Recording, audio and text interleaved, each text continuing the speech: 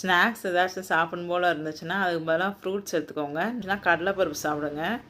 நிலக்கடலைன்னு சொல்லுவாங்கள்ல, அது சாப்பிட்லாம். இல்லை பொரிகடலை சாப்பிட்லாம். இந்த மாதிரி ஏதாச்சும் ஒன்று எடுத்துக்கோங்க. அதுக்காண்டி கடலைப்பருப்பு பர்ஃபி எடுத்துக்கிறேன் அப்படிலாம் எடுத்துக்காதீங்க. அது வந்து சுகரில் சேர்ந்துடும். அதே மாதிரி ஒன் டே ஸ்வீட் சாப்பிட்டுட்டோம், வேறு வழியே இல்லை, நம்ம வீட்டில் பர்த்டே இல்லாட்டினா நம்ம வெளில போனோம், அங்கே வந்து காஃபி கொடுக்குறாங்க, அதை நம்ம குடிச்சிட்டோம் அப்படின்னா அதனால் ஒன்றுமே பிரச்சனை இல்லை. நெக்ஸ்ட் டேலேருந்து திருப்பியும் அது ஸ்வீட் சாப்பிடாமல் நீங்கள் கண்டினியூ பண்ணுங்கள். அவ்வளோதான். இதை விட்டு நம்ம சாப்பிட்டுட்டோம், அதனால் நம்ம பிரேக் பண்ணிட்டோம் அப்படின்னு நீங்கள் விட்டுறாதீங்க. எக்ஸசைஸ் பண்ணுறீங்க, ஸ்டாப் பண்ணிடுவீங்க. ஸ்டாப் பண்ணால் வெயிட்லாம் திருப்பியும் கூட ஆரம்பிச்சிடும். ஒரே ஒரு எக்ஸசைஸ் இங்கே போடுறேன், அந்த இது மட்டும் நீங்கள் கண்டினியூ பண்ணுங்கள்.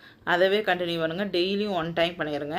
அது 50 மினிட்ஸ் எக்ஸசைஸ்ன்னு இருக்கும். ஒரு நாளில் 50 நிமிஷம், அதாவது 1 ஹவர் கிட்ட வந்து நம்ம உடம்புக்காண்டி நம்ம செலவழிக்க போகிறோம். அவ்வளோதான்.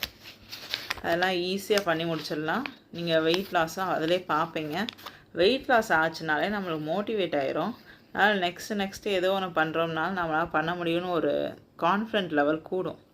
அதுக்காண்டியே நீங்கள் ட்ரை பண்ணி பாருங்கள். டீ காஃபியை ஃபுல்லாக அவாய்ட் பண்ணிடுங்க. சுகருன்றதை எதெல்லாம் போட்டு நீங்கள் சாப்பிடுவீங்களோ அதை ஃபுல்லாமே அவாய்ட் பண்ணிடுங்க. அதனால் டீ காஃபி கன்ஃபார்மாக அவாய்ட் பண்ணிடுங்க. அவாய்ட் பண்ண முடியலை, நான் என்ன பண்ணலாம்? நாளைக்கு 2 தடவை டீ குடிக்கிங்கன்னா 1 தடவையாக கன்வெர்ட் பண்ணுங்கள்.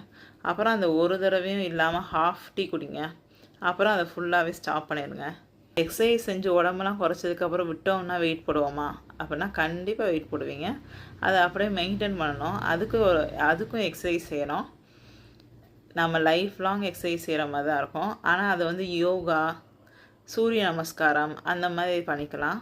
ஃபஸ்ட்டு உடம்பு குறைக்கிறது தான் ரொம்ப கஷ்டம். ஏன்னா நம்ம நிறைய வெயிட்டாக இருப்போமோ, அதனால் லூஸ் பண்ணுறது கஷ்டம். அதனால் கரெக்டான உடம்புக்கு லெவலுக்கு வந்துட்டோம்னா அதுக்கப்புறம் நம்ம அதிலே மெயின்டைன் பண்ணுறதுக்கு மட்டும் நம்ம எக்ஸசைஸ் செஞ்சுட்டு நம்ம இருந்துக்கலாம். இவ்வளோதான் நான் உங்கள்கிட்ட சொல்லணும்னு நினச்சேன். நாளையிலேருந்து ஆரம்பிப்போம். பாய்.